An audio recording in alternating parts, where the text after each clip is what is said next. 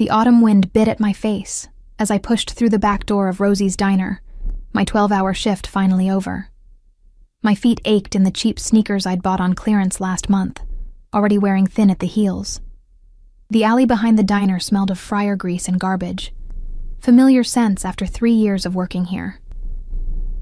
"See you tomorrow, Ellie," Marco called from the kitchen, his voice barely audible over the clatter of dishes. I waved without looking back, pulling my thin jacket tighter around me. November in Chicago was unforgiving, and I couldn't afford a new coat until next paycheck, maybe. The tips had been lousy tonight, just $18 for a full shift of forced smiles and "Can I get you anything else, hun?" The streetlights flickered as I turned onto Westfield Avenue, casting long shadows across the cracked sidewalk. Most stores were closed at this hour, almost midnight, their windows dark except for the 24-hour pharmacy at the corner. I'd take the bus if I could, but the last one ran at 11:30, and I couldn't afford to leave work early. The 20-minute walk home was just another tax on being poor. I was mentally calculating how much of tomorrow's lunch I could skip to put aside money for winter boots when I saw her, a small figure crumpled on the sidewalk ahead, half hidden between a parked car and a mailbox. At first, I thought it might be a discarded bag of clothes, but then I saw a flash of red, a little red coat with gold buttons, too nice for this neighborhood. "Hey," I called, quickening my pace. "Are you okay?" No response. As I got closer, my stomach dropped. It was a child, a little girl with dark braids, lying motionless on the cold concrete. She couldn't have been more than 8 years old, wearing a pristine private school uniform under that expensive coat. "Oh my God!" I rushed to her side, kneeling on the pavement. "Sweetie, can you hear me?" Her skin felt cool to the touch, but she was breathing. I gently turned her onto her back, checking for injuries, but saw none. She'd simply collapsed, it seemed. What was a child this young doing alone on the street at midnight? "Hey, little one," I said, gently tapping her cheek. "Can you wake up?" Her eyelids fluttered slightly, but didn't open. I looked around desperately. The street was deserted. The pharmacy was the only open business, but it was still 3 blocks away. "I need to get you help," I murmured, unsure if she could hear me. That's when I noticed the glint of something in her coat pocket, a phone. I hesitated only briefly before pulling it out. It was the latest model, something I could never afford, with a case decorated with tiny rhinestones. The screen was locked, but I noticed an emergency contact button at the bottom. When I pressed it, only one contact appeared: Papa. No name, just that single word. With trembling fingers, I hit the call button. It rang only once before someone answered. "Isabella?" The voice that came through the speaker was deep and accented. Italian, maybe, but most of all, it radiated quiet authority. Not loud, not aggressive, just commanding. "Isabella, where are you? You were supposed to be home an hour ago." This isn't Isabella," I said, my voice shaking slightly. "My name is Ellie.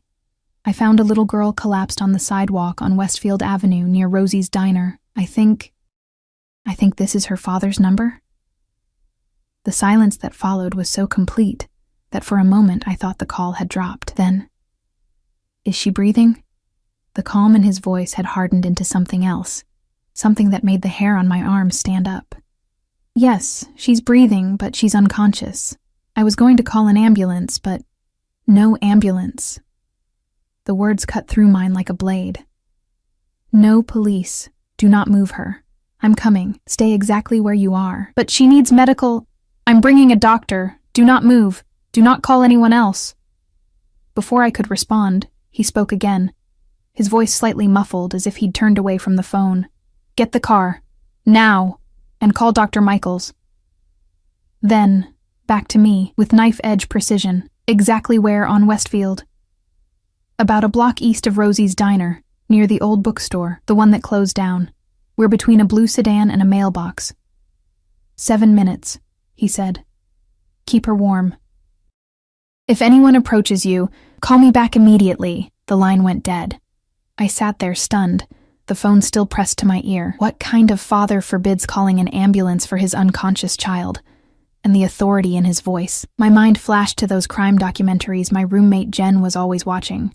about men who spoke softly and carried big guns. But I didn't have much choice. The little girl, Isabella he'd called her, was still unconscious, her breathing shallow. I took off my jacket and laid it over her, though it wasn't much warmer than the night air. As I did, I noticed a thin gold bracelet around her wrist, engraved with her name and what looked like a family crest. The minutes ticked by with excruciating slowness. I kept one hand on Isabella's wrist, monitoring her pulse while repeatedly checking the time on her phone. What had happened to her?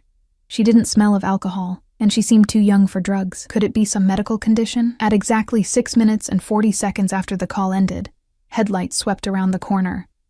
Not the yellow beams of a normal car, but the bright white glare of expensive LEDs. A black SUV with tinted windows moved down the street with deliberate slowness, like a predator scanning for prey. It pulled up directly in front of us, tires crunching on broken glass. The engine cut off, and the night went silent again. The rear door opened first, and a man stepped out, tall, broad-shouldered, wearing a tailored overcoat that probably cost more than 6 months of my rent. But it wasn't his clothes that made my breath catch. It was the sheer presence of him, the way space itself seemed to bend around him, like he carried his own gravity. He moved with controlled precision, his eyes sweeping the street before landing on me with laser focus. They were dark, almost black in the dim light, set in a face that might have been handsome if it weren't so terrifying in its intensity. A scar curved along his right jawline, thin and precise, like it had been placed there deliberately. He wasn't alone. The driver's door opened, and a mountain of a man emerged, scanning our surroundings with practiced efficiency. From the passenger side, a third man appeared, carrying what looked like a medical bag. But I barely registered them. My attention was locked on the man in the overcoat as he approached, his steps silent despite his size. "Isabella," he said, and the name sounded different in his mouth, reverent, almost. He knelt beside us, seemingly unconcerned about his expensive pants touching the dirty sidewalk. Up close, I caught his scent, something subtle and masculine. Sandalwood, maybe, mixed with the metallic tang of what I somehow knew was a gun hidden beneath that perfect coat. I found her like this," I stammered. "She hasn't woken up." His eyes flicked to mine for just a second, and I felt stripped bare, like he'd assessed everything about me in that brief glance.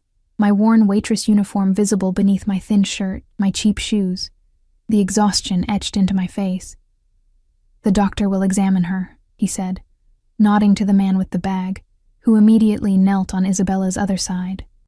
As the doctor worked, the father remained perfectly still, watching his daughter's face with frightening intensity. The scar on his jaw seemed to whiten as he clenched his teeth. "Sir," the doctor said after a moment, "her glucose levels are dangerously low.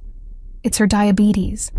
I need to administer—" Before he could finish, the father had already reached into his coat, producing a small case which he handed to the doctor. The medical man worked quickly, preparing an injection that he delivered with practiced efficiency. Almost immediately, color began to return to Isabella's cheeks. Her eyelids fluttered, then opened fully. For a moment, she looked confused. Then her gaze found her father. "Papa," she whispered, "I'm sorry. I forgot to eat after ballet." The transformation on the man's face was astonishing, the hardness melting away, replaced by relief so profound it was almost painful to witness. "Isabella," he said again, gathering her small body against his chest with gentle hands that I suspected were capable of terrible violence. "You scared me, piccola mia." The little girl's arms wrapped around his neck, her face buried in his shoulder. "I wanted to get home on my own, like a big girl. Sophia's mom lets her walk home alone. Sophia's father isn't—" He stopped himself, glancing at me. "We will discuss this later." He stood in one fluid motion, lifting Isabella as if she weighed nothing. That's when his gaze locked with mine again. More deliberate this time, studying me with unsettling thoroughness. "You found my daughter," he said. It wasn't a question. "Yes. I was walking home from work and—" "Your name is Ellie." "Eleanor, actually. Eleanor Walsh. But everyone calls me Ellie." His eyes narrowed slightly. "You work at the diner." "Yes, for 3 years now." He seemed to be making a decision, weighing something in his mind. Then he reached into his pocket and extended a hand toward me. I flinched instinctively, which made something dangerous flicker across his features. "Your jacket," he said. I looked down, suddenly remembering my thin jacket still lying on the sidewalk where Isabella had been. I picked it up, dusting it off awkwardly. "Thank you for helping my daughter, Eleanor Walsh," he said, her full name rolling off his tongue with precision. "I do not forget such debts. It wasn't, anyone would have. Few would have stopped. Fewer would have stayed." He shifted Isabella in his arms, and her eyes were now closed again, her breathing even. "And you did not call the authorities, as I instructed." The way he said it made it clear that this was significant, that I had passed some test I hadn't known I was taking. "Your car is here," he said abruptly, nodding toward the SUV. "My driver will take you home." "Oh, that's not necessary. I only live a few blocks." It was not an offer. His tone remained pleasant, but the finality in it was unmistakable. Before I could protest further, the large driver had moved beside me, gesturing toward the vehicle with a politeness that somehow felt non-negotiable. As the father turned to carry Isabella to the car, I noticed something I had missed before. The bulge of a shoulder holster visible for just a moment as his coat shifted. My stomach clenched, the absolute command in his voice. The men who moved like shadows, the gun, the luxury, the quiet danger that emanated from him. I suddenly knew exactly what kind of man had just declared himself in my debt. And as I allowed myself to be escorted to the waiting SUV, a terrible certainty settled over me. My life had just irrevocably changed, and I had no idea what that would mean. The SUV's interior smelled of leather and something faintly metallic. I sat rigidly on the edge of the seat, hands clutched around my worn purse as the driver navigated empty streets with practiced efficiency. In the middle row, the father cradled Isabella against his chest, occasionally murmuring something in Italian while the doctor monitored her vitals. No one had asked for my address, yet somehow we were heading directly toward my apartment building, the Parkview Apartments, correct? The driver's voice startled me, the first words anyone had spoken since we'd entered the vehicle. "Yes," I answered, trying to mask my unease.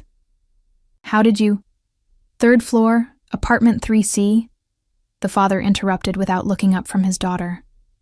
"Shared with Jennifer Reyes, waitress at the Golden Crown Casino. Your lease expires in 3 months. A cold wave washed over me. My mouth opened, then closed, no words emerging. "I make it my business to know things, Eleanor Walsh," he continued, finally raising his gaze to mine. In the dim glow of passing streetlights, his eyes looked almost black. Knowledge is survival. The car slowed to a stop in front of my building. A crumbling brick structure with security bars on the first-floor windows and a front door that never quite locked properly.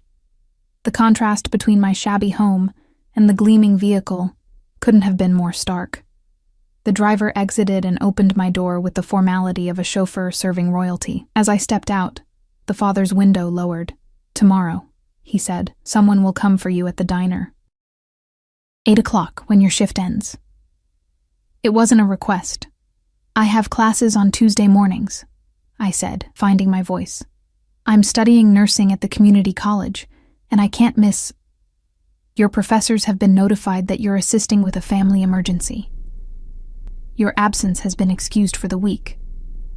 My breath caught. "The week? I don't understand.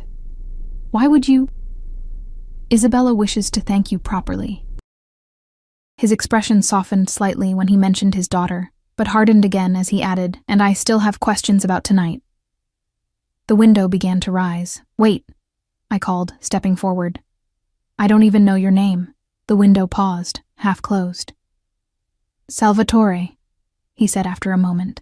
"Salvatore Russo." Then the glass sealed shut, and the SUV pulled away, leaving me alone on the sidewalk with a name that seemed to carry its own weight in the night air. I barely slept.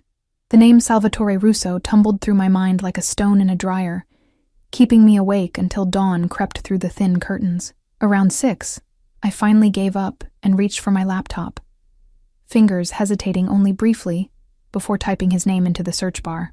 The results made my blood run cold. Most articles were in Italian, but the English ones told me enough. Salvatore Russo, suspected head of one of Chicago's most powerful remaining crime families. Investigated for everything from racketeering to murder, but never convicted. Witnesses had a habit of recanting or disappearing. His legitimate businesses included shipping, real estate, and a chain of high-end restaurants across the city. And now, somehow, I had caught his attention. I closed my laptop and pressed my palms against my eyes. What had I gotten myself into by simply being kind to a sick child on the street? Rough night? Jen asked, emerging from her bedroom with her casino uniform already on, makeup perfect despite the early hour. You could say that. I hesitated then. Jen, have you ever heard of someone named Salvatore Russo? She froze, coffee mug halfway to her lips. Why are you asking about Sal Russo? The familiarity of Sal wasn't lost on me. You know him? Of him, she corrected quickly. Everybody at the casino knows who he is. He owns half the lakefront properties and has fingers in most of the gambling operations. She set her mug down carefully. Ellie, why are you asking about him? I gave her the short version, finding Isabella, calling her father, discovering who he was. Jesus Christ, she whispered when I finished. And he's sending someone to pick you up tonight? I nodded. Listen to me very carefully. Jen gripped my shoulders, her fake nails digging in slightly. Be respectful.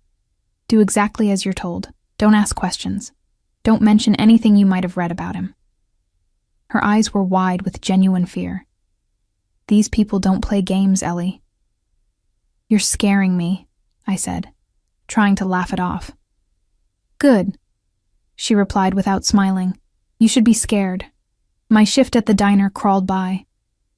Every time the bell over the door jingled, my head snapped up, heart hammering.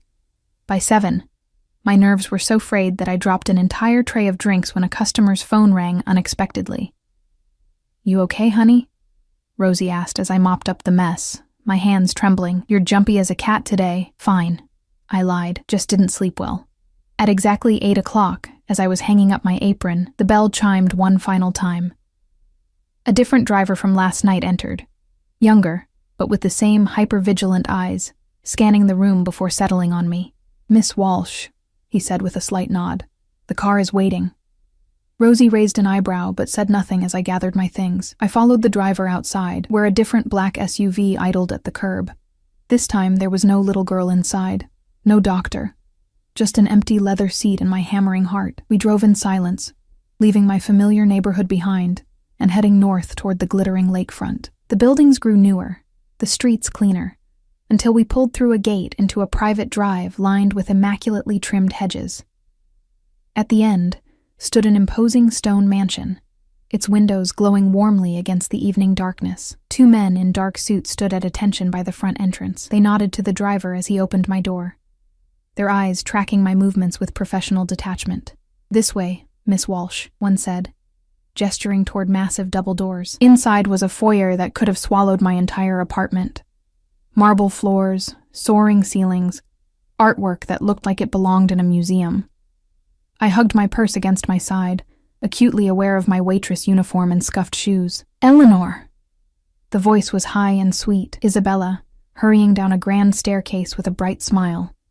She looked transformed from the pale, unconscious child I'd found on the sidewalk. Her dark hair was neatly braided, and she wore what looked like silk pajamas beneath a fluffy robe. You came, she exclaimed, stopping just short of hugging me, suddenly shy. Of course, I said, smiling despite my nerves. How are you feeling? Much better. Dr. Michaels said I was very silly to skip my snack after ballet. She rolled her eyes dramatically. But Papa said you're my guardian angel, so everything worked out okay. Before I could respond, footsteps echoed across the marble, deliberate, measured steps that I somehow already recognized.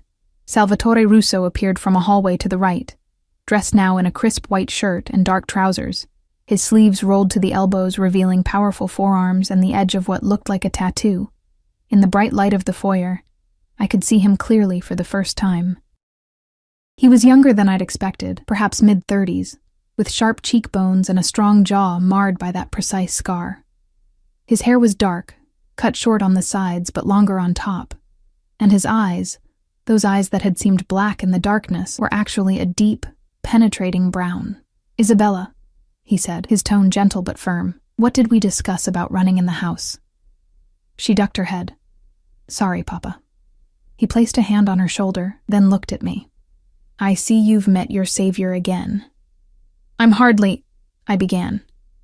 "Modesty is admirable but unnecessary," he cut me off. "If not for you, my daughter might still be lying on that sidewalk." Something dark flashed across his features.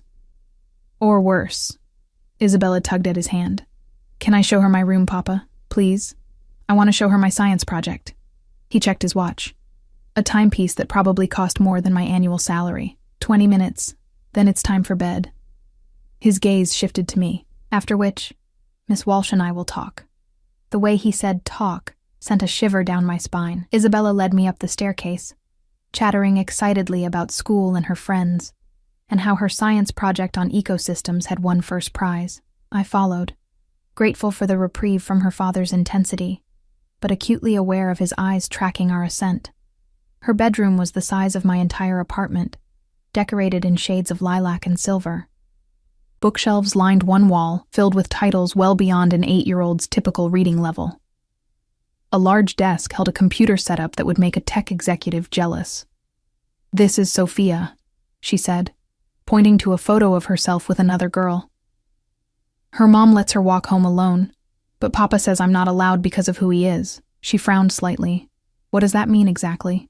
"Papa never explains." I chose my words carefully. "I think it means your dad is an important man, and important men sometimes have people who don't like them because of business." She nodded solemnly. "That's what he says too, but he never talks about his business." She showed me her science project, an impressively detailed model of a rainforest ecosystem, and I made appropriate noises of admiration while trying to reconcile this normal, bright child with the dangerous world she inhabited. Exactly 20 minutes later, there was a knock at the door. A woman in what appeared to be a nurse's uniform entered. "Time for bed, Miss Isabella," she said with a slight accent. Eastern European, maybe. "But Sophia," your father was very clear. The woman's tone was kind but firm. "And you need your rest after yesterday's episode." Isabella sighed dramatically but didn't argue further. She turned to me with a smile that transformed her face. "Thank you for finding me, Eleanor. Papa says we're in your debt forever now." The word forever hung in the air like a weight as the nurse ushered me back to the hallway. A different security man waited there, gesturing for me to follow him back downstairs and through a series of corridors. We stopped before a heavy wooden door. The man knocked once, then opened it without waiting for a response. "Miss Walsh, sir," he announced, then stepped aside for me to enter. The room was a study, lined with books and dominated by a massive desk. Behind it stood Salvatore, pouring amber liquid into 2 crystal glasses. A fire crackled in a stone fireplace, casting dancing shadows across the rich wood paneling. "Sit," he said, nodding toward a leather chair positioned before the desk. I perched on the edge, hands folded in my lap to keep them from trembling. He placed one of the glasses in front of me, then circled the desk to lean against its front, looming over me with the casual confidence of a man accustomed to intimidating others. "You seem nervous, Eleanor," he observed, swirling the liquid in his glass. "Why?" "I think you know why," I replied, surprising myself with my boldness. A faint smile touched his lips. "Because you've been researching me." It wasn't a question. I didn't deny it. "Let me save you further Google searches," he said, taking a sip of his drink. "Yes, I am who they say I am. Yes, I do what they say I do. And yes, by helping Isabella, you have entangled yourself with a man most people actively avoid." My mouth went dry. I didn't help her to gain anything. "Which is precisely why this debt weighs so heavily." He set his glass down and leaned forward slightly. "Tell me something, Eleanor Walsh. What does a woman with your intelligence do working in a diner and living in that neighborhood?" The question caught me off guard. "I'm putting myself through nursing school. The diner has flexible hours and the apartment is what I can afford." "Laudable," he said, studying me. "And your parents?" "My mother died when I was 14. Cancer. My father wasn't in the picture." Something shifted in his expression. A brief softening. So you've been on your own since then? I nodded. As was I, he said quietly, more to himself than to me. Then more directly, I have a proposition for you, Eleanor. My pulse jumped. Mr. Russo, Salvatore, he corrected. Or Sal, if you prefer. Salvatore, I repeated, the name feeling strange in my mouth. Whatever you're thinking, I'm not. Isabella needs a companion, he interrupted. Someone to monitor her health, ensure she takes her medications, follows her diet. The school nurse does this during class hours, but there are gaps in coverage. After school, evenings when I'm working. I blinked. You want me to be her babysitter? His expression hardened. I want you to be her medical monitor. You're studying nursing. This position would pay 4 times what you make at that diner, plus room and board here in the house. My mind reeled. I couldn't possibly live here. My classes, my roommate. Your classes can be attended from here. We're 10 minutes from your campus. As for your roommate, he shrugged. Her rent will be covered until she finds a new arrangement. The casual way he dismissed my entire life made anger flare beneath my fear. You can't just rearrange my existence because I happen to help your daughter. I can, he said simply. And I am. Why me? You could hire an actual nurse because Isabella trusts you. He picked up his glass again, studying me over the rim. And because I saw how you looked at her last night, not as the daughter of Salvatore Russo, but as a child who needed help. That is uncommon in my world. I swallowed hard. And if I refuse, something dangerous flickered in his eyes. I would be disappointed. He let that hang in the air for a moment. But I would not force you. Contrary to what you may have read, I do not make habits of coercion. Somehow, I doubted that very much. However, he continued, before you refuse, consider this. The position comes with full coverage of your remaining tuition and guaranteed placement at Northwestern Memorial after graduation. His eyes held mine. I believe that was your goal, yes? The position you've been applying for without success. My breath caught. How could he possibly know that? Knowledge is survival, he repeated his words from last night. I stared at the untouched drink before me, mind racing. The offer was impossible, outrageous, and yet the solution to every financial problem that had kept me awake at night for years. Complete my degree debt-free, secure the job I'd dreamed of, all while earning more money than I'd ever had. All I had to do was move into the home of a man who terrified me. I need time to think, I said finally. Of course. He straightened, moving back behind his desk. You have until tomorrow evening. One of my drivers will collect you after your shift. I rose on unsteady legs, sensing the dismissal. One more thing, Eleanor, he said, as I reached the door. When I turned, his expression was deadly serious. While you consider my offer, remember this. If you accept, you will be under my protection. If you refuse, we will never speak again, and you will go back to your life as it was. His eyes locked with mine, and in them I saw something beyond the danger and the power, something almost vulnerable. But know this, he added softly. Once you enter my world, there is no easy way out, so choose carefully. As the driver took me home through the glittering Chicago night, those words echoed in my mind. I was standing at a crossroads, and whatever I chose would irrevocably alter the course of my life. The question was, which path led to freedom, and which to a gilded cage? Dawn found me still awake, curled on our threadbare couch with a cold cup of coffee clutched in my hands. I'd spent the night making lists, pros and cons of Salvatore's offer, rational reasons to accept or refuse. But rationality seemed inadequate when weighing a decision that felt more like stepping off a cliff than choosing a job. You're seriously considering this? Jen stood in the kitchen doorway, hair disheveled from sleep, eyes wide with disbelief after I'd explained Salvatore's proposition. The money alone would change everything, I said. No more double shifts, no more choosing between textbooks and groceries. And a guaranteed position at Northwestern after graduation? Do you know how many people fight for those spots? And all you have to do is move in with Chicago's most dangerous crime lord. Jen's voice dripped sarcasm. Totally worth it. He's not. I stopped myself. We both knew that was exactly what he was. Ellie. Jen sat beside me, taking my hands in hers. These people don't just let you walk away when you're done. Once you're in their world, you know things, see things. You become a liability. He said I'd be under his protection. And that doesn't scare you even more? What happens if that protection ever gets withdrawn? I had no answer for that. Jen sighed, squeezing my hands. Look, I get it. It's a golden ticket. But there's always a price tag, and with guys like Russo, that price might be more than you're prepared to pay. Her words followed me to the diner, hovering like a shadow as I mechanically filled coffee cups and took orders. Rosie noticed my distraction, sending concerned glances whenever I stared too long at nothing or jumped at sudden noises. "Whatever's eating you, honey, it can't be that bad," she said during my break, sliding a plate of pie across the table. "Talk to old Rosie." I managed to smile.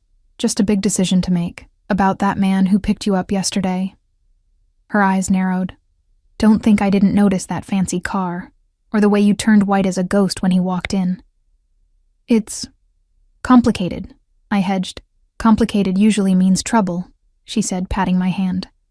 "And trouble in nice clothes is still trouble." As my shift wound down, the knot in my stomach tightened. Every time the door opened, I expected to see Salvatore's driver. When my phone buzzed with a text from an unknown number at 7:45, I nearly dropped it. "Car will arrive at 8:15. Your decision is expected. 15 minutes later than yesterday." Was he giving me extra time or simply busy? Either way, the small reprieve did nothing to settle my racing thoughts. At 8:10, I hung up my apron and gathered my things. Rosie watched me with concern. "Whatever you're getting yourself into, Ellie, be careful," she said. "Some ships aren't meant to be boarded, if you catch my drift." I hugged her impulsively. "I'll be okay, Rosie." "You better be," she replied gruffly. "Still need you on the breakfast shift Monday." Outside, the air had turned colder, threatening rain. I paced the sidewalk, still undecided, heart pounding as the minutes ticked by. A black SUV appeared at precisely 8:15, gliding to a stop before me. The window lowered, revealing not a driver, but Salvatore himself behind the wheel. No security visible, just him. An intimacy that felt more unsettling than a cadre of armed men. "Get in," he said, unlocking the passenger door. I hesitated only briefly before complying. The interior smelled of his cologne, subtle and expensive. "I thought you'd send a driver," I said, buckling my seatbelt. "Some conversations require privacy." He pulled away from the curb with smooth precision. "Have you decided?" I looked at my hands, at the small burn on my wrist from a splash of hot coffee this morning, at the chipped polish on my nails that I never had time to fix properly. Symbols of a life lived on the edge of constant exhaustion. "Before I answer," I said carefully, "I need to understand what I'd be walking into. Not just the job, but your world." His jaw tightened almost imperceptibly. "What specifically concerns you?" "Violence," I said bluntly. "Illegal activities. Things I might witness that would make me complicit." He drove in silence for a moment, turning down Lakeshore Drive where the dark water reflected the city lights. "My home is separate from my business, Eleanor. What happens in one does not spill into the other. But Isabella will never be exposed to certain realities," he continued, cutting me off. "And by extension, neither would you. Your duties would be limited to her care and companionship." I wasn't convinced. "And the men with guns? The doctors who make house calls in the middle of the night and don't report diabetic emergencies? Those realities are already in your home." A muscle flexed in his jaw. "Security is necessary. As for Dr. Michaels, he is Isabella's private physician. There are aspects of my life that require discretion." "That's exactly what worries me." He pulled the car to the side of the road suddenly, cutting the engine. When he turned to face me, his expression was deadly serious. "Let me be absolutely clear, Eleanor. I will never ask you to participate in, witness, or conceal anything illegal as part of your duties with Isabella. Your position would be legitimate in every sense, with proper taxation, benefits, and documentation. What I do outside my home is my concern, not yours." His intensity should have frightened me, but instead, I found myself believing him. Not because I trusted him, but because I sensed protecting Isabella from his world was perhaps the one principle he held sacred. "And when I finish my degree?" I asked. "You leave with a letter of recommendation and connections that will open any door in Chicago's medical community." His expression softened slightly. "And Isabella will have had the benefit of your care during an important period of her development." I took a deep breath. "I have conditions." Something like surprise flickered in his eyes, quickly replaced by amusement. "Do you?" "Yes. First, I need 1 day off each week to maintain my own life. See friends, go to my apartment, just exist outside your world. Second, I need a written contract spelling out exactly what you just promised. And third," I hesitated, then forged ahead, "if I ever feel unsafe, I can leave immediately. No questions asked. No consequences." He studied me for a long moment. "Your first 2 conditions are reasonable. Your third," his voice hardened, "shows you still don't understand what it means to have my protection. If you ever felt unsafe in my home, the threat would be eliminated, not you." A chill ran down my spine at the casual way he spoke of eliminating threats, but there was something else in his words. A fierce protectiveness that extended beyond his daughter to anyone under his care. "So?" he prompted. "Your decision?" I closed my eyes briefly, then met his gaze directly. "I accept." The corner of his mouth lifted in what might have been a smile. "Good."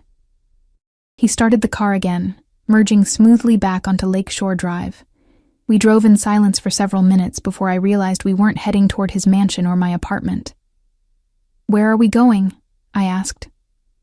"To settle your affairs," he replied. "I assume you'll need to pack belongings, inform your roommate, resign from the diner." "Tonight?" I stammered. "But you begin tomorrow," he said, as if this were perfectly reasonable. "Isabella has ballet from 9 to 11. You'll accompany her, monitoring her glucose levels throughout. I've had a packet prepared with her medical history, treatment protocols, and emergency contacts."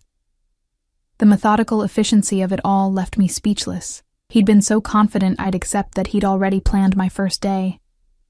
"I haven't even given notice at the diner," I protested. "Already handled." "Rosie received an offer this afternoon to cover your remaining shifts at triple the usual rate, plus a consulting fee for menu development at one of my restaurants." He glanced at me. "She agreed quite readily." Indignation flared. "You had no right to. Would you prefer to work your 2-week notice while also caring for Isabella?" he asked calmly. I merely expedited an inevitable transition. Put that way, it made practical sense. But the high-handed manner still rankled. "And what about my classes? My teaching assistants won't just accept that I'm suddenly doing everything remotely. Your professors have been informed that you've received a prestigious private nursing position that includes educational accommodation." He changed lanes effortlessly. "Northwestern Medical is very supportive of the arrangement, especially after my recent donation to their pediatric research department." I stared at him, a mixture of awe and horror washing over me. "Is there anything you can't simply arrange to your liking?" His expression darkened momentarily. "Many things, Eleanor. Far more than you might imagine." We pulled up to my apartment building, but instead of stopping, he drove into the small parking lot behind it, a space usually reserved for residents who could afford the extra fee. "I'll come up with you," he said, killing the engine. "That's not necessary," I replied quickly. The thought of Salvatore Russo in my tiny, shabby apartment made my stomach clench with embarrassment. "It is," he countered. "We need to discuss logistics, and I prefer not to do so in a vehicle." Before I could protest further, he was out of the car and opening my door. I led him reluctantly into the building, hyper-aware of his presence behind me as we climbed the 3 flights of stairs. The elevator had been temporarily out of service for the past 8 months. Jen was home, sprawled on the couch watching reality TV. She looked up as we entered, her expression morphing from casual interest to shock when she saw Salvatore. "Holy shit," she whispered, scrambling to her feet. Hello, sir." The "sir" made Salvatore's mouth twitch slightly. "Miss Reyes," he acknowledged with a slight nod. "I understand you work at the Golden Crown." "Yes, sir." she replied, shooting me a wide-eyed look. 5 years now. Victor Mendez speaks highly of your skills at the blackjack table. Jen blinked rapidly. Victor was the casino manager, 3 levels above her direct supervisor. Thank you, sir. Eleanor will be coming to work for me, Salvatore continued smoothly, which leaves you in need of a new roommate or a new living arrangement. Jen swallowed visibly. I've been thinking about moving closer to the casino anyway. Excellent. I've taken the liberty of arranging viewings for 3 apartments tomorrow. All within your budget, all with improved security. He produced a card from his pocket, handing it to her. My assistant will contact you with details. Jen took the card with slightly trembling fingers. That's very thoughtful. He nodded, then turned to me. You should pack what you'll need immediately. The rest can be moved tomorrow. I found my voice at last. You can't just reorganize our lives like this. Jen might not want to move, and I might need more than an hour to pack up my entire existence. Something dangerous flashed in Salvatore's eyes, the first real glimpse I'd had of the man beneath the polished exterior. Time is a luxury I rarely waste, Eleanor. Efficiency is not tyranny. It kind of is when you don't give people choices, I countered. Jen made a small choking sound, her eyes darting between us in horror. To my surprise, Salvatore's expression softened into something almost like respect. Very well. Miss Reyes, do you object to the apartment viewings tomorrow? You're welcome to decline. Jen shook her head quickly. No objections. Thank you for the opportunity. And you? He turned back to me. How much time would you prefer for packing? The question caught me off guard. I'd expected anger, not accommodation. The weekend would be helpful. I have things to sort through, arrangements to make. You may have until Sunday evening, he conceded. However, you begin work tomorrow as planned. A driver will collect you at 8 a.m. It was a compromise, if a minimal one. I nodded my agreement. Good, he said, checking his watch. I'll wait while you pack what you need for the next few days. I retreated to my bedroom, closing the door behind me with relief. My hands shook as I pulled clothes from drawers, toiletries from my bathroom caddy, textbooks from my desk. Through the thin walls, I could hear the low murmur of Salvatore's voice, then Jen's higher, nervous responses. What had I gotten myself into? 20 minutes later, I emerged with a duffel bag and backpack. Jen sat alone on the couch, looking shell-shocked. He went to take a call, she said, nodding toward the hallway. Ellie, that man is... She trailed off, seemingly unable to find adequate words. I know, I replied. Are you really okay with all this? Are you kidding? She leaned forward, lowering her voice. The apartments he's having me look at are in Riverfront. I could never afford that neighborhood on my own, but apparently the subsidized rate he's arranged is less than what I pay for this dump. That doesn't bother you? Being managed like this? Jen shrugged. I've seen how guys like him operate at the casino. They like control, and they're willing to pay for it. She gave me an appraising look. Just be careful you know what you're really being paid for. Before I could respond, the front door opened and Salvatore returned. His expression was thunderous. All trace of the earlier compromise gone. We need to go, he said curtly. Now. I grabbed my bags, shooting Jen a quick goodbye hug. I'll call you tomorrow, I promised. She nodded, her eyes conveying what her words couldn't. Be careful. Salvatore's hand settled at the small of my back as he guided me down the stairs, the touch light, but unmistakably possessive. In the car, he remained silent, his knuckles white on the steering wheel. Is everything okay? I ventured after several minutes. No, he replied tersely. Then, with visible effort, he softened his tone. But it doesn't concern you. We drove not to his mansion, but to a high-rise overlooking the lake, a sleek glass tower with a uniformed doorman who hurried to open my door. My city residence, Salvatore explained, as we entered a private elevator requiring both a key card and fingerprint recognition. Isabella is already here. We'll return to the main house tomorrow. The elevator opened directly into a stunning penthouse apartment. Floor-to-ceiling windows showcased a breathtaking view of the lake and city skyline. The decor was minimalist, but luxurious. Everything in shades of white, gray, and black. A woman I recognized as Isabella's nurse appeared from a hallway. "She's asleep, Mr. Russo." The excitement of coming to the city apartment tired her out. Salvatore nodded. "Thank you, Sophia. You're dismissed for the evening." After she left, he turned to me. "I'll show you to your room. Tomorrow we'll discuss your duties in detail." He led me down a hallway to a guest suite larger than my entire apartment. A king-sized bed dominated the space, with an ensuite bathroom featuring a shower big enough for 4 people and a soaking tub beside yet another window with that spectacular view. "Everything you need should be here," he said, gesturing to the bathroom. "If not, use the house phone to request it." I set my bags down awkwardly. "Thank you." He remained in the doorway, studying me with an intensity that made my skin prickle. "You should know something, Eleanor. I don't usually allow people into my private residences. Few have seen this apartment who don't work directly for me." "Why me, then?" I asked, genuinely puzzled.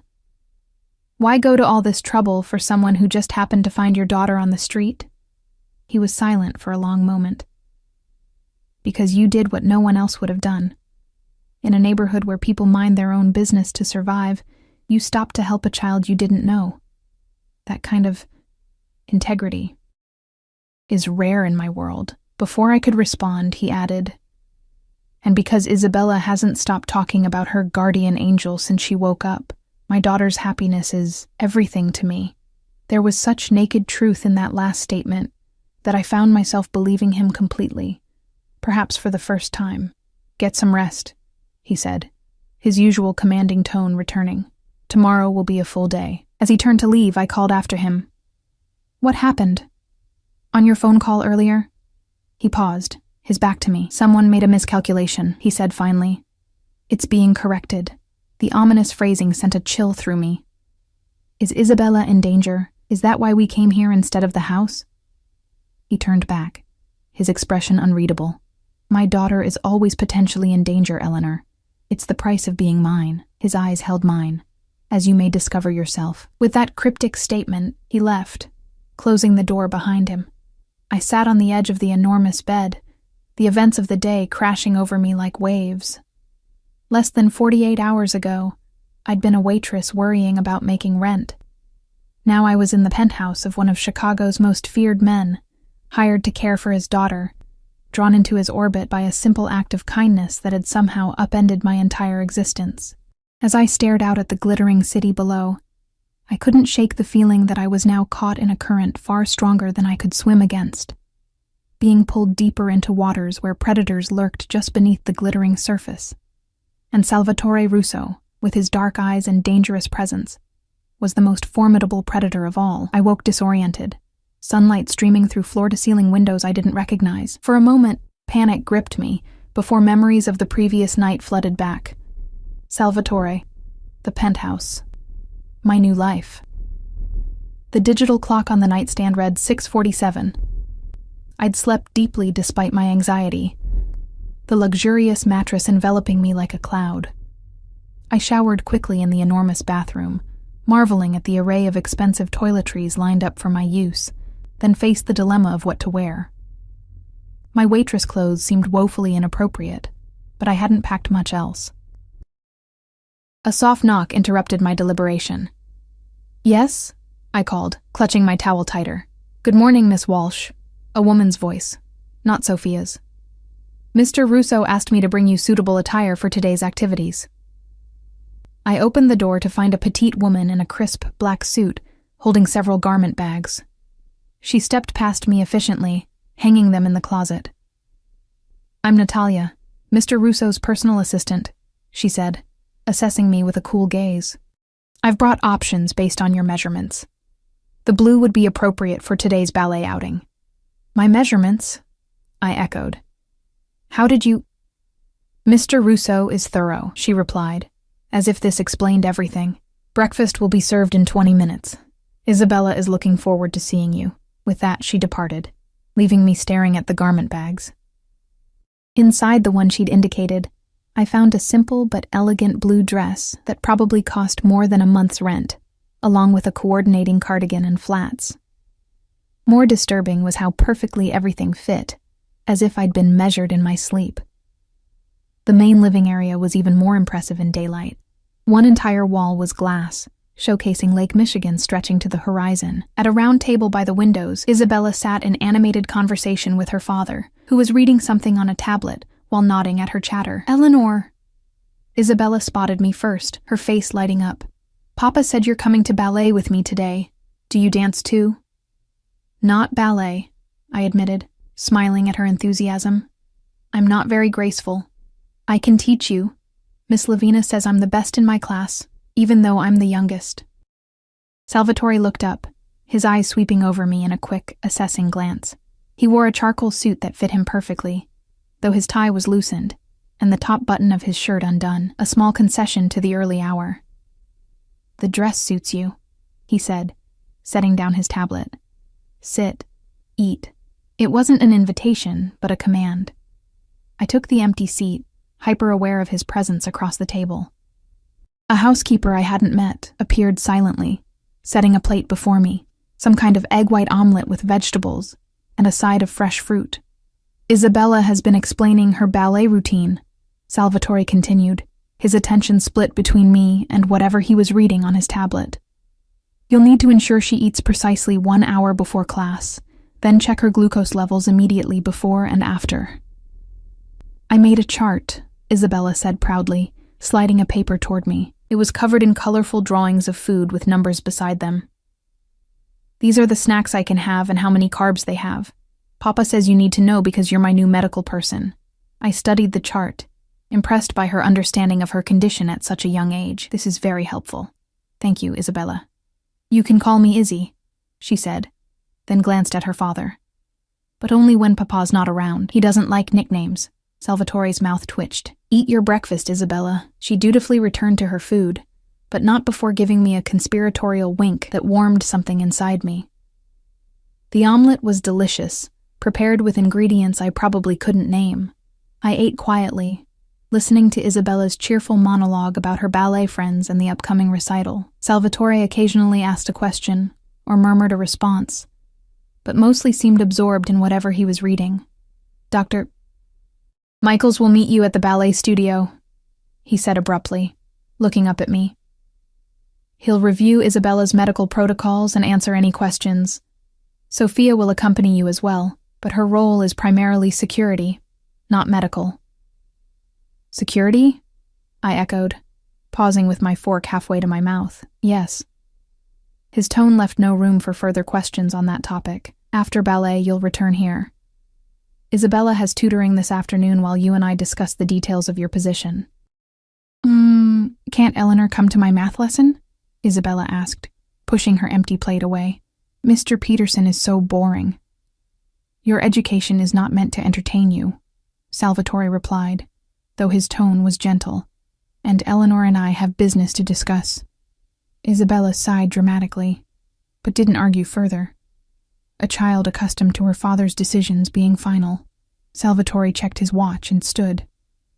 "I have meetings this morning. Natalia will give you both phones before you leave. Secure devices with appropriate contacts programmed in." He rested his hand briefly on Isabella's head, a gesture of surprising tenderness. "Behave for Miss Lavina today." "I will, Papa."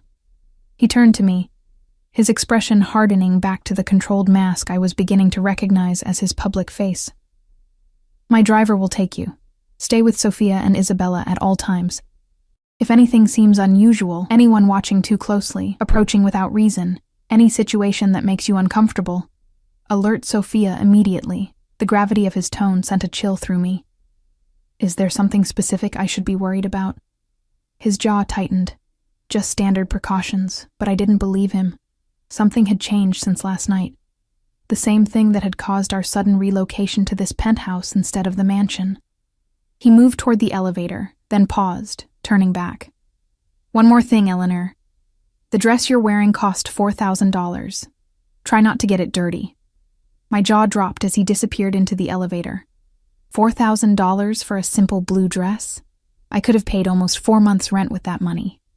Papa likes to buy pretty things, Isabella observed, watching my expression with amusement. He got me 7 pairs of ballet shoes last month, and Miss Lavina said I only needed 1. The ballet studio occupied the top floor of a renovated warehouse in an upscale neighborhood. The driver, a stone-faced man who'd been introduced only as Anton, escorted us from the car to the entrance with the vigilance of a Secret Service agent, his eyes constantly scanning our surroundings. Sophia, who I'd now been formally introduced to, walked directly beside Isabella, her hand resting casually near her purse, where, I strongly suspected, she carried a weapon. Despite her nurse's scrubs and gentle demeanor with Isabella, everything about her movements screamed security professional. Inside, the studio was a beautiful space of gleaming hardwood floors and mirrored walls. About a dozen girls Isabella's age were already stretching at the bar under the watchful eye of a severe-looking woman I assumed was Miss Lavina. "Isabella," the instructor called, her Russian accent pronounced. "You are almost late. Quickly now." Isabella scampered off to join her classmates after a quick hug around my waist. I stood awkwardly with Sophia at the back of the room, where several other caretakers, nannies, mothers, and 1 father, sat watching. "Dr. Michaels will be here shortly," Sophia murmured, guiding me to empty chairs in the corner. We sit here, with the wall at our backs and clear sightlines to all entrances. The tactical consideration in her seating choice confirmed my suspicions about her real role. "You're not actually a nurse, are you?" Her lips curved in a slight smile. "I have medical training, but no, nursing is not my primary profession. You're her bodyguard. One of several," she corrected. "The only female one, which is why I have the most direct contact." I watched Isabella execute a perfect plie, her small face serious with concentration. Is she in real danger, or is Salvatore just paranoid? Sophia's expression hardened. Mr. Russo has many enemies. Isabella is his only vulnerable point, and they know it. She studied me with new intensity. As will you be if you're seen as important to him. Before I could process that disturbing statement, a distinguished-looking man in his 60s entered the studio, nodding to Sophia before taking the seat beside me. "Miss Walsh," he said, extending his hand. "Dr. Edward Michaels. We met briefly the night you found Isabella, though you may not remember in the chaos." "I remember," I said, shaking his hand. He'd been the one to administer the glucose injection that had revived Isabella. "I understand you're studying nursing," he continued, opening a leather portfolio. "That gives us a helpful foundation.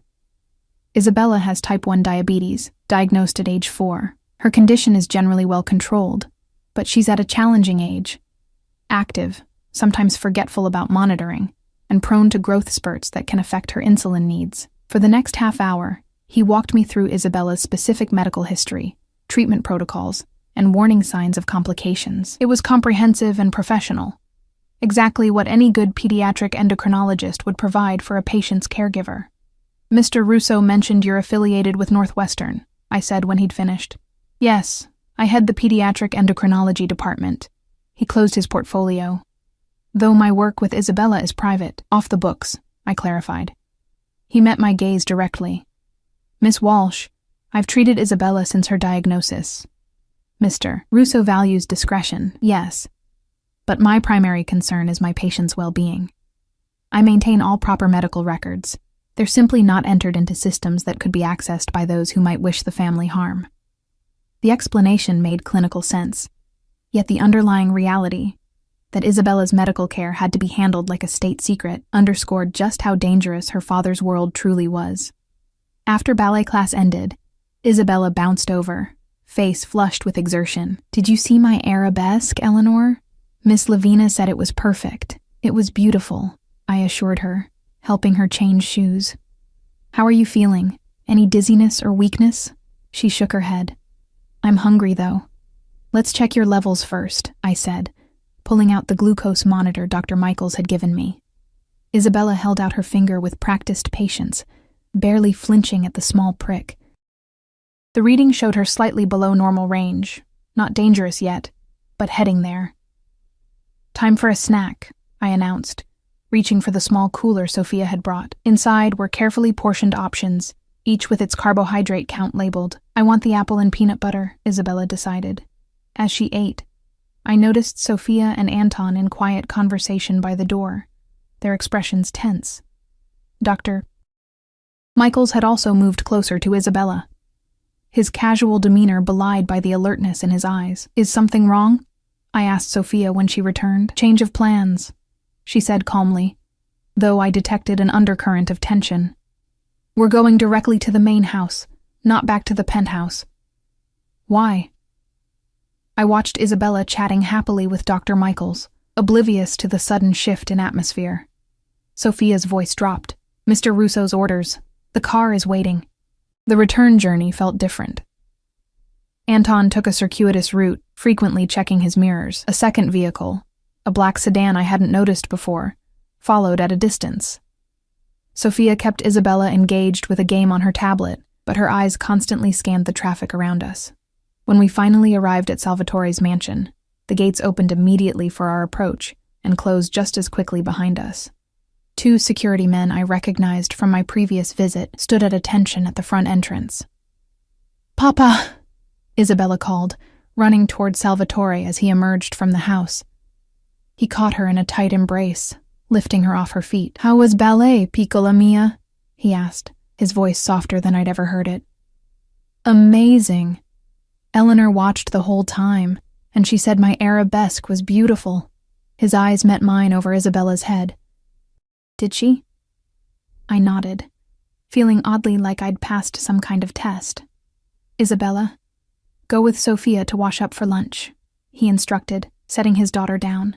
"Eleanor and I need to talk." Once Isabella had disappeared inside, Salvatore's expression transformed, the tender father vanishing, replaced by the hard-eyed man I'd glimpsed the night before in my study.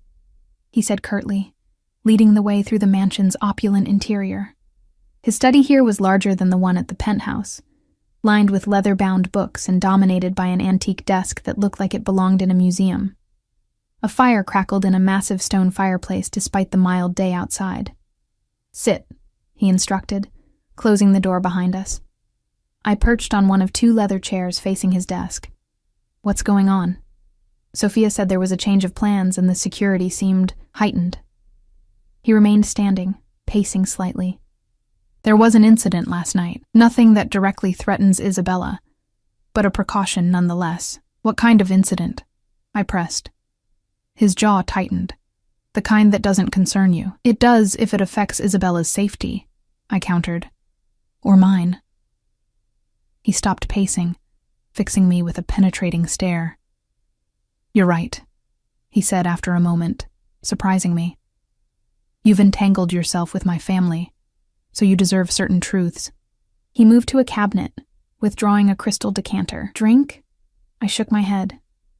He poured himself 2 fingers of amber liquid, swirling it thoughtfully. "A business associate attempted to renegotiate terms yesterday by leveraging information about my movements. This associate has been reminded of the importance of loyalty." His eyes met mine. The reminder was not gentle. A chill ran down my spine at the implication. "And that's why we moved from the penthouse to here? In case this person knew where you lived?" "The penthouse isn't a secret," he replied. "This property, however, has certain advantages in terms of security. We're on 10 acres, with a perimeter monitored by both human and electronic means. No one approaches without my knowledge." I swallowed hard. Is this normal? Moving houses because of threats? "No," he admitted, "but I'm being cautious. Isabella has grown attached to you already, and I won't risk either of you."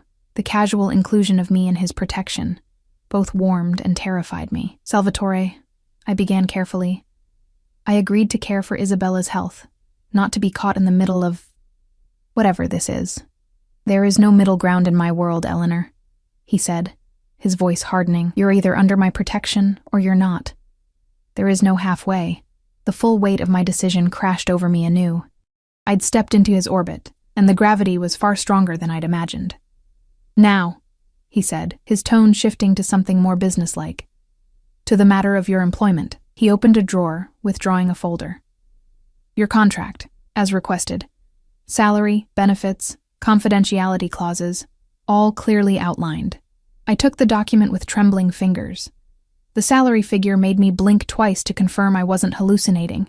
It was more than 5 times what I'd made at the diner. "This is excessive," I murmured.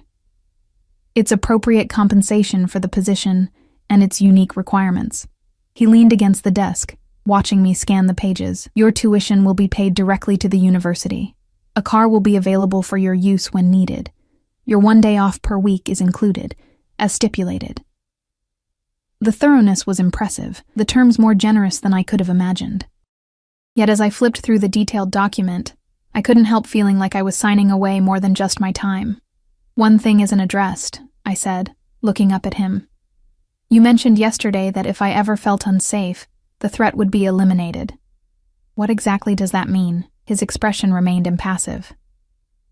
"It means exactly what I said.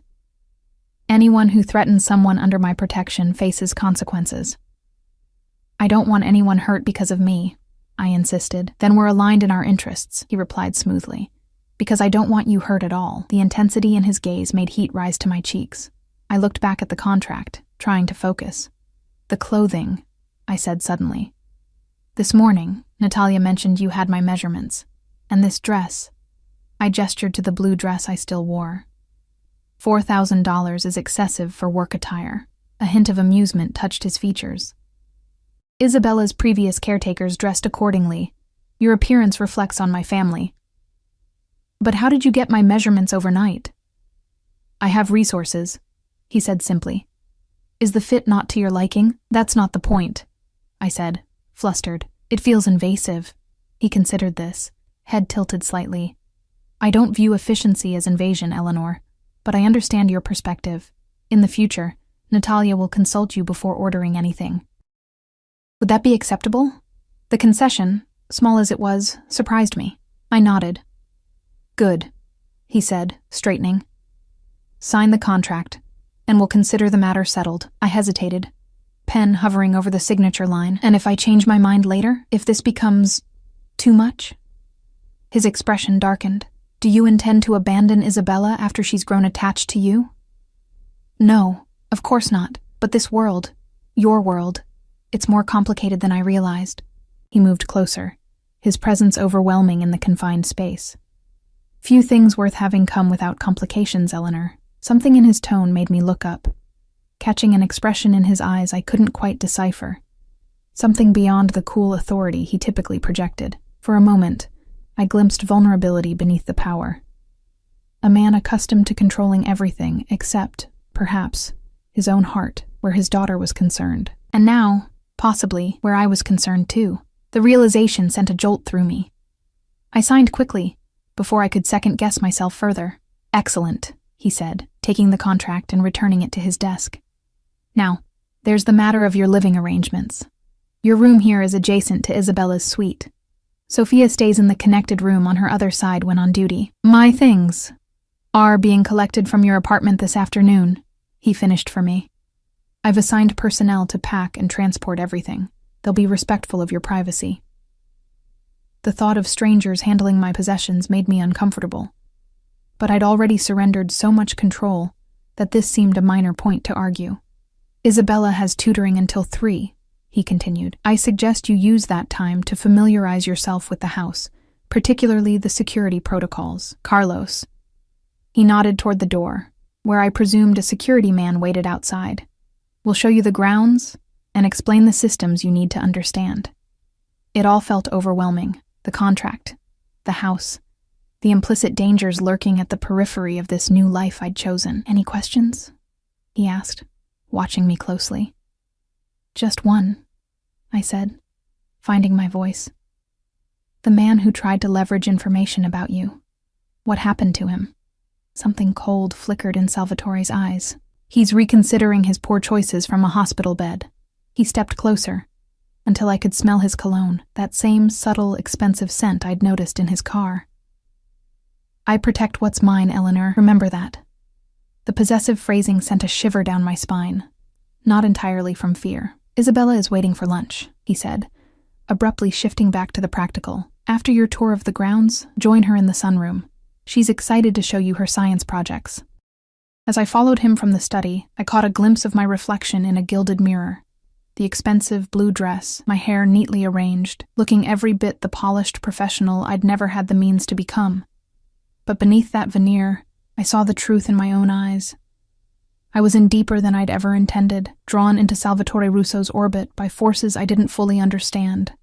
And somewhere between fear and fascination, I was beginning to lose sight of where his world ended and my own began. 3 weeks passed in a whirlwind of new routines. Each morning began with checking Isabella's glucose levels, then breakfast in the sunlit kitchen, often just the two of us, as Salvatore frequently left before dawn for business.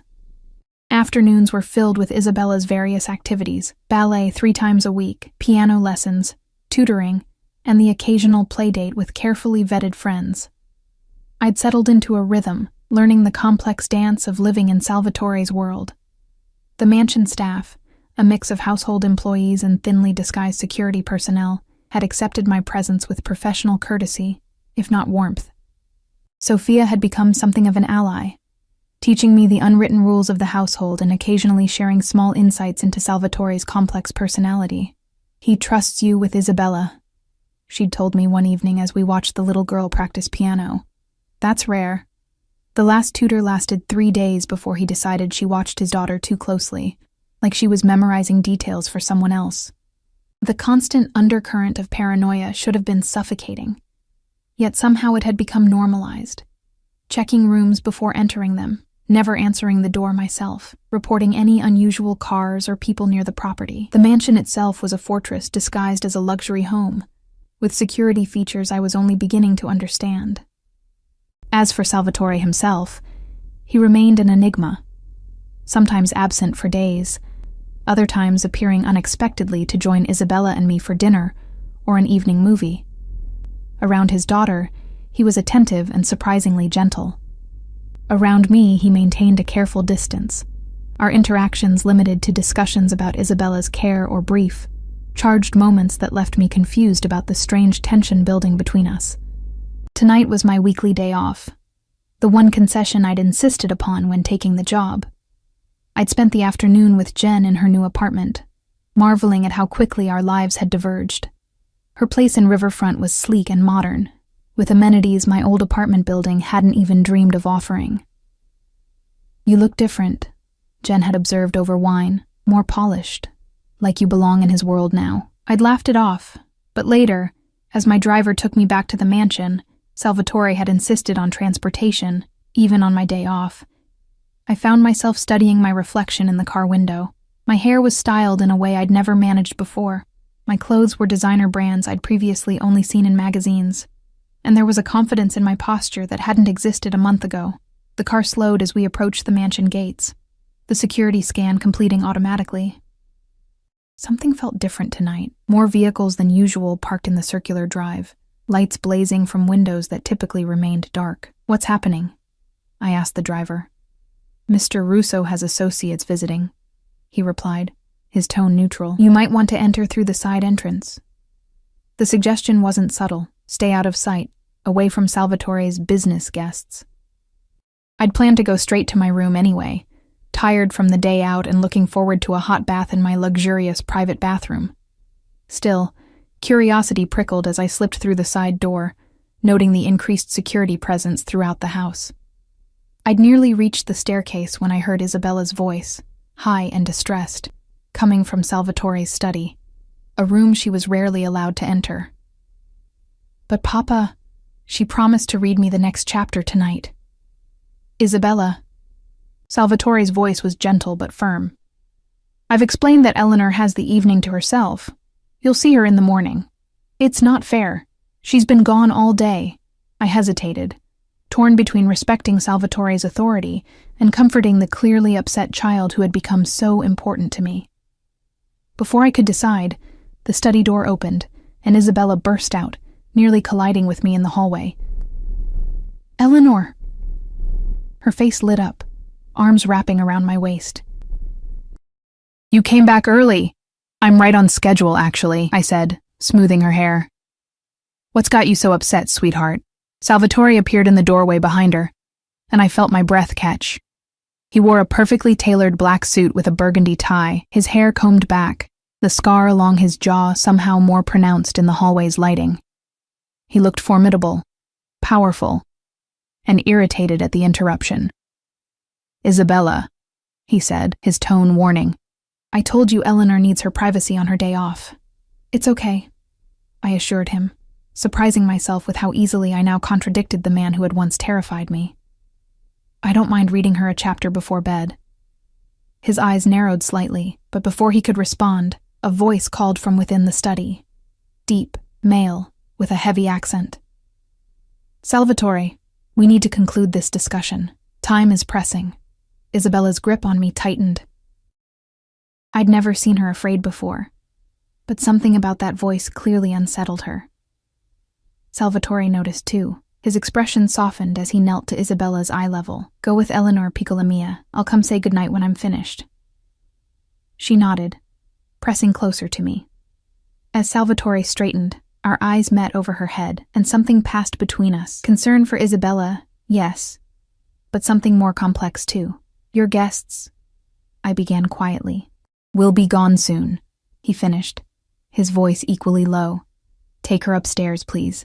It wasn't until we reached Isabella's room that I felt her relax, her small body no longer rigid with tension. "I don't like Uncle Victor," she confided, as I helped her into pajamas. "He smells like cigars and looks at me funny." "Is that who's visiting your father?" I asked casually, trying not to sound too interested. She nodded, climbing into her canopy bed. "Him and some other men. They come sometimes, and Papa always makes me stay upstairs when they're here." She leaned closer, lowering her voice. "Sophia says they're business partners, but I heard Marco tell Carlos they're from the old country and very dangerous." Marco was Salvatore's head of security, Carlos his second in command. The fact that they'd discussed such things where Isabella might overhear troubled me. "Well, your father would never let anyone dangerous near you," I assured her, pulling her favorite book from the nightstand. Now, where did we leave off? Was the princess about to enter the enchanted forest? She settled against her pillows, her earlier distress forgotten as I began reading. By the 3rd page, her eyelids were drooping. By the 5th, she was asleep. I marked our place and tucked the blankets around her, brushing a kiss across her forehead, a gesture that had become natural over the weeks. As I turned to leave, I found Salvatore standing in the doorway, watching us with an unreadable expression. "She was exhausted," I whispered, moving past him into the hallway. He closed Isabella's door quietly, then remained standing closer than was strictly necessary, his cologne enveloping me, sandalwood, and something else I could never quite identify. "You didn't have to come back tonight," he said. "Your contract guarantees you a full 24 hours.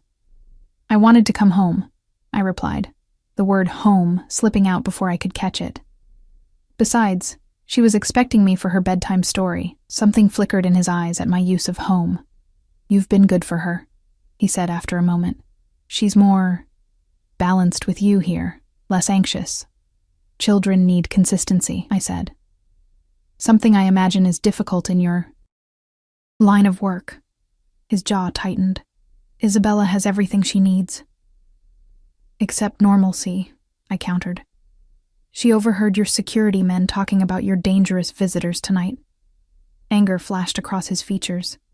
"Who?" "That's not the point, Salvatore. The point is she's absorbing more than you realize about your world. She's afraid of your associate, Victor?" "Though she can't articulate why, she should be afraid of him," he muttered, then shook his head. "I'll speak with Marco about discretion around Isabella." I nodded, suddenly aware of how tired I was. I should get to bed too. "Wait." His hand caught my arm, the touch sending warmth through me despite the thin fabric of my blouse. "I need to discuss something with you. Come to my study after I've concluded this meeting." "Is everything okay?" "Isabella's health is fine," he assured me. "This is about other matters. Give me 30 minutes. The request, or command, with Salvatore it was hard to distinguish, left me curious and uneasy. In the 3 weeks I'd worked for him, he'd never summoned me to his study late at night. In my room, I changed from my day clothes into more comfortable attire, leggings and an oversized sweater that had somehow survived Natalia's wardrobe purges. I checked Isabella one more time, finding her still peacefully asleep, then made my way back downstairs. The mansion was quiet now, the visitors apparently gone. I knocked softly on the study door. "Enter," Salvatore called. He stood by the fireplace, jacket removed, shirt sleeves rolled up to reveal powerful forearms, and the edge of what I now knew was a family crest tattooed on his right wrist. He'd loosened his tie and held a glass of what looked like whiskey, his posture suggesting fatigue beneath the ever-present authority. "You wanted to see me?" I said, remaining near the door. "Sit, please." He gestured to the leather sofa near the fire rather than the formal chairs before his desk, a more intimate setting that made my pulse quicken slightly. I perched on the edge of the sofa. He remained standing, swirling the amber liquid in his glass. "I'll be traveling to Italy next week," he said without preamble. "Business that can't be handled remotely. I'll be gone approximately 10 days. I nodded, uncertain why this required a private meeting. He'd traveled twice already during my employment, though never for so long. "I want you and Isabella to come with me," he continued, watching my reaction closely. "To Italy?" I blinked in surprise. "But her school, her routine..." "Arrangements have been made with her teachers. The villa has secure grounds where her routine can continue relatively undisturbed." He set down his glass. "She's never seen her ancestral home. I think it's time. And you need me because of her diabetes management," I concluded. "That's one reason," he agreed, his eyes never leaving mine. "But not the only one." Something in his tone made my heartbeat accelerate. "What are the others?" He moved to sit beside me on the sofa, close enough that I could feel the heat radiating from his body. "Isabella trusts you completely. Having you there will make the transition easier for her." "And?" I prompted, sensing he was holding something back. He was silent for a moment, studying me with that penetrating gaze that always made me feel like he could see straight through my defenses. "The men who were here tonight represent certain traditional elements in my organization," he said finally. "They have specific ideas about family succession, appearances, proper roles. They're pressuring me to formalize arrangements they believe are overdue." I frowned, not following. "What kind of arrangements?" "A marriage alliance," he said bluntly, "with the daughter of an associate in Sicily. It would strengthen certain business ties and satisfy traditional expectations." The revelation hit me with unexpected force, a hollow feeling opening in my stomach. "Oh," was all I managed. "I have no interest in their arrangement," he continued, his voice hardening, "but appearances matter in my position.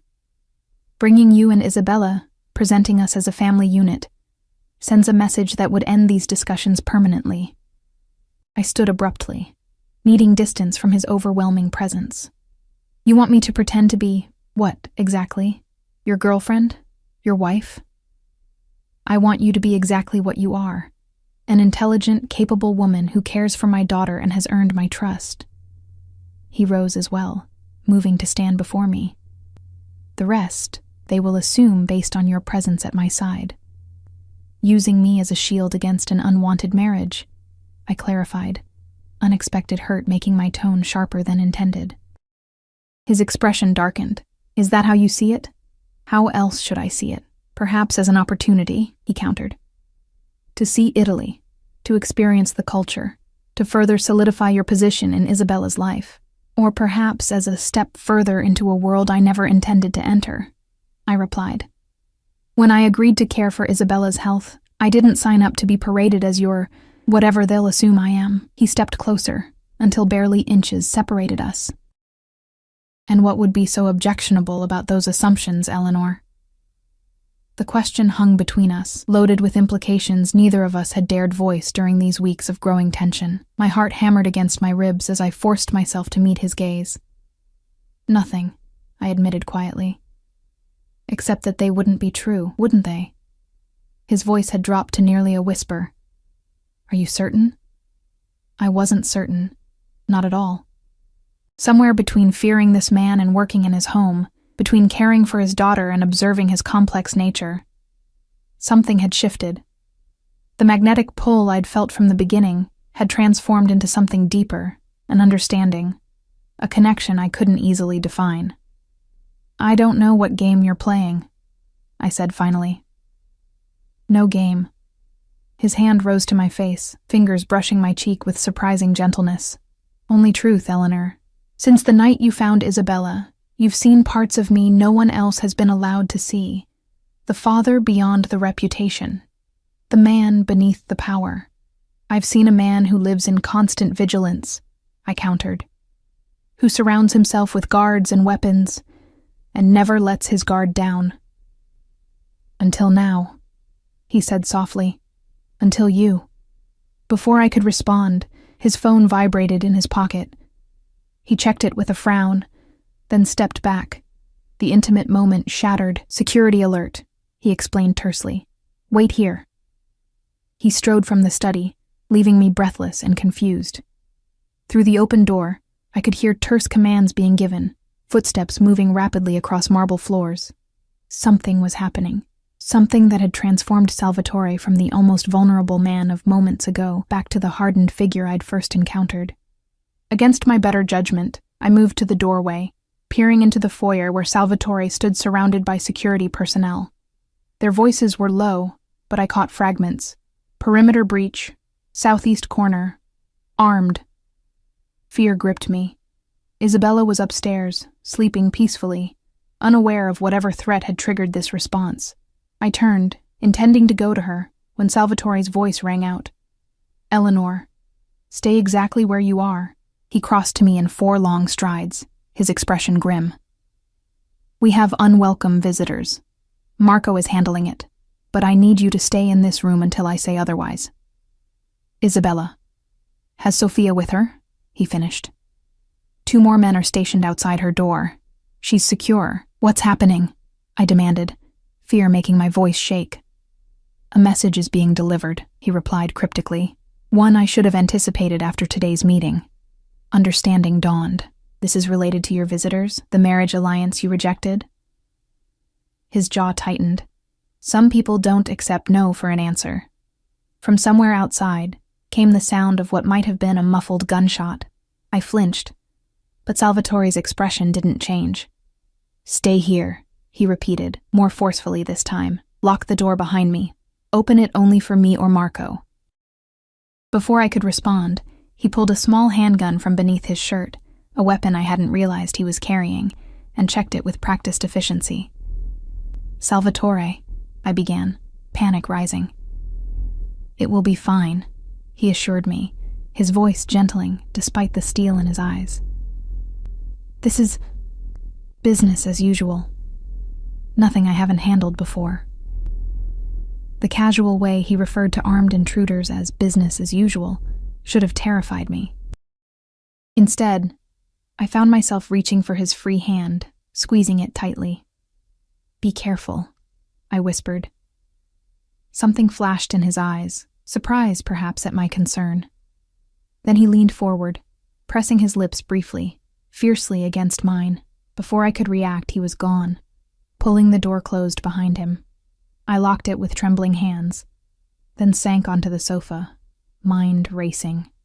The kiss had been so quick, so unexpected, yet it had sent electricity coursing through me. But there was no time to process that now. Not with whatever danger lurked outside. Minutes stretched into what felt like hours. Occasionally, I heard voices or movement, but nothing that revealed what was happening.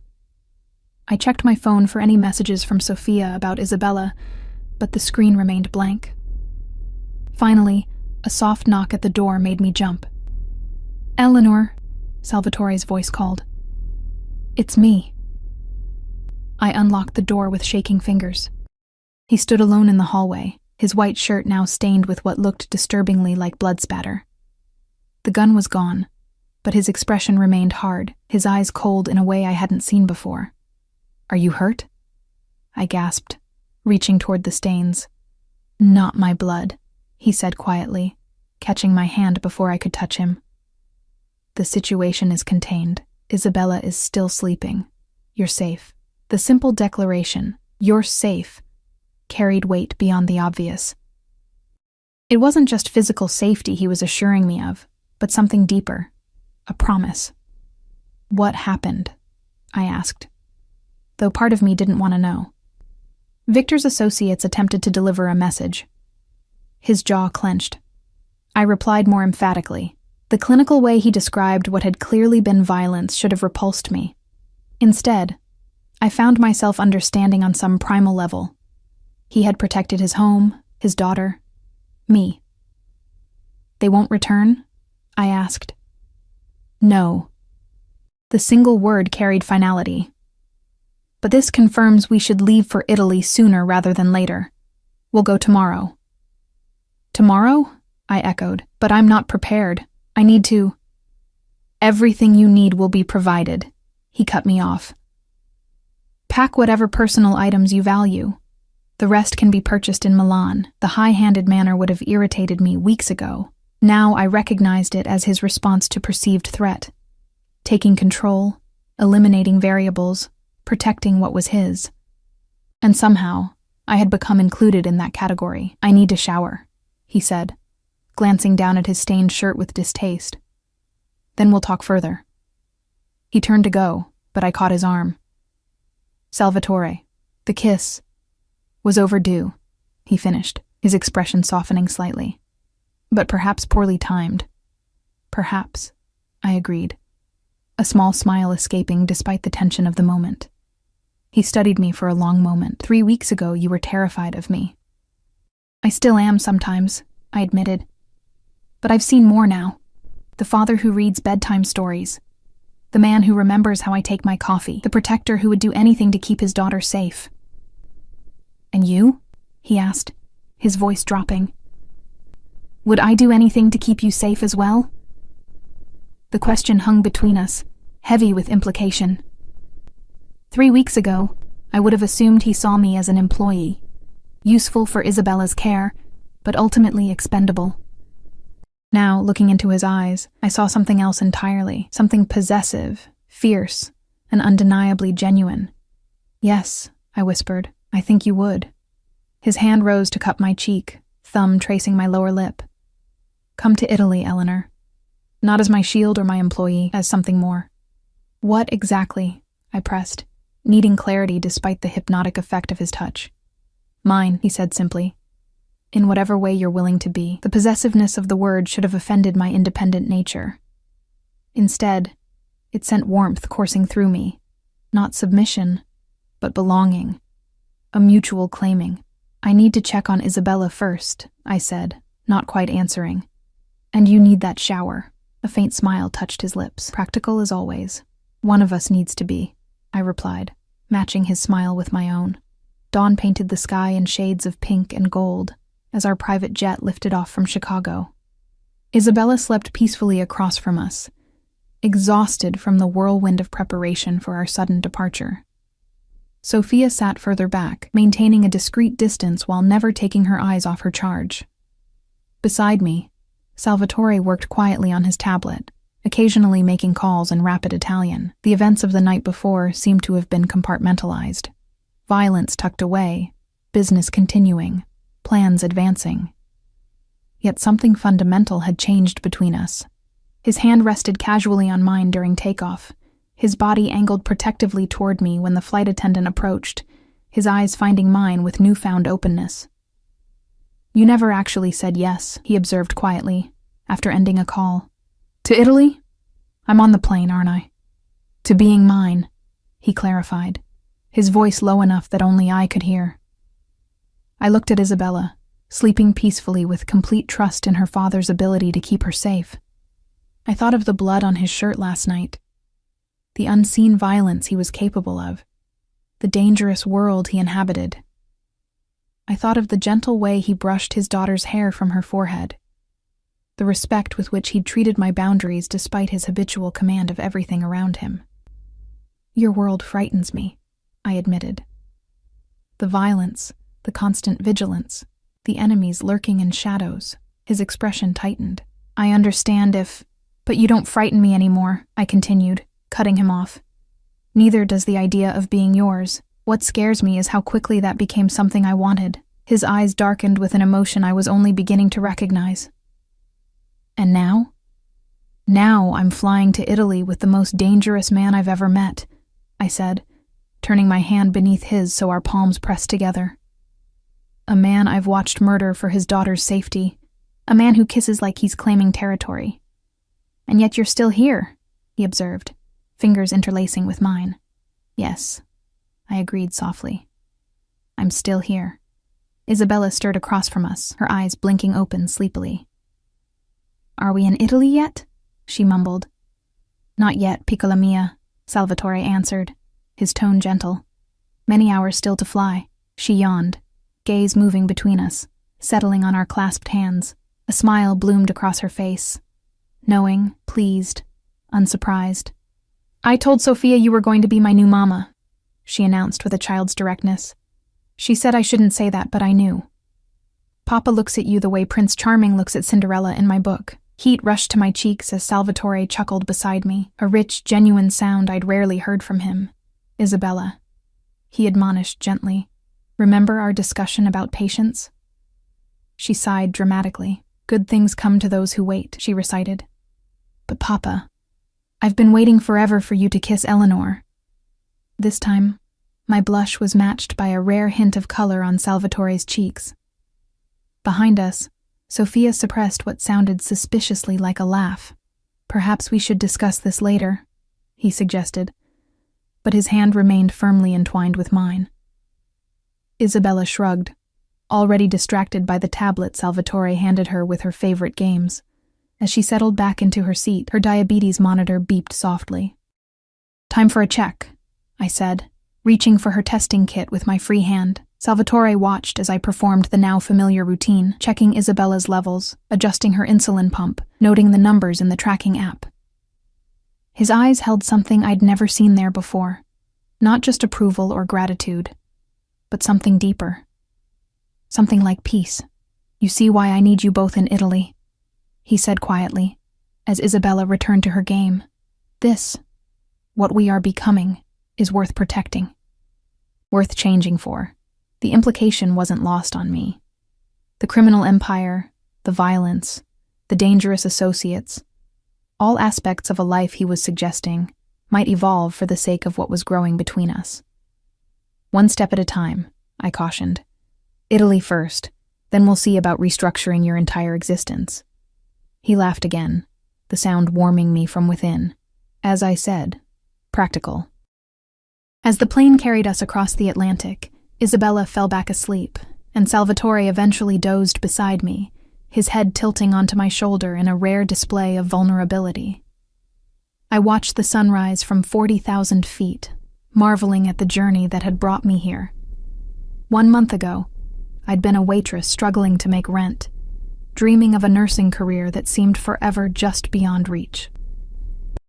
Now I was flying to Italy beside a man whose world I'd entered through an act of simple kindness, finding a lost child on a dark street, the dangerous favor that had changed everything.